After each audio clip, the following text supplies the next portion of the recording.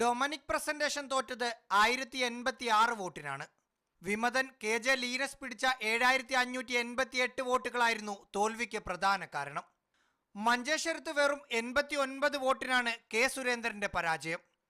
അപരൻ K സുന്ദരയ്ക്ക് കിട്ടി 467 vote.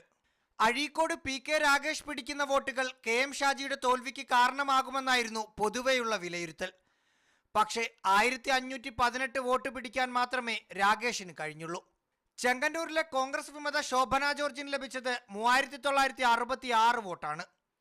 PC Vishnunath തോറ്റത് 7983 വോട്ടിനായതുകൊണ്ട് പരാജയ കാരണം വിമത പിടിച്ച വോട്ടുകൾ മാത്രമാണെന്ന് പറയാൻ കഴിയില്ല. വടകരയിൽ KK രമ 20504 വോട്ടും സുൽത്താൻ ബത്തേരിയിൽ NDA സ്ഥാനാർത്ഥി CK ജാനു 27920 വോട്ടും പിടിച്ചു. ദേവികുളത്ത് മത്സരിച്ച പൊമ്പിളയൊരുമയ്ക്ക് 650 വോട്ട് മാത്രമാണ് കിട്ടിയത്. തിരുവനന്തപുരത്ത് വിജയപരാജയങ്ങൾ നിർണയിക്കുമെന്ന് കരുതിയ AIADMK സ്ഥാനാർത്ഥി ബിജു രമേശിന് വോട്ട് ചെയ്തത് 5762 വോട്ടർമാരാണ്. ഏറ്റുമാനൂരിലെ മാണി ഗ്രൂപ്പ് വിമതൻ ജോസ്മോൻ മുണ്ടക്കൽ 3774 ഇരിക്കൂറിലെ കോൺഗ്രസ് വിമതൻ ബിനോയ് തോമസ് 2734 വോട്ടും നേടി.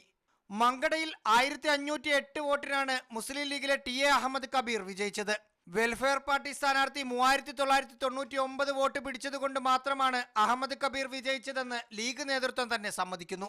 BJP വലിയ പ്രചരണം നൽകി മലപ്പുറത്ത് മത്സരിപ്പിച്ച ബാദിഷാ തങ്ങൾക്ക് 7211 വോട്ടും വേങ്ങരയിലെ സ്ഥാനാർത്ഥി PT അലി ഹാജിക്ക് 7055 വോട്ടുമാണ് കിട്ടിയത്.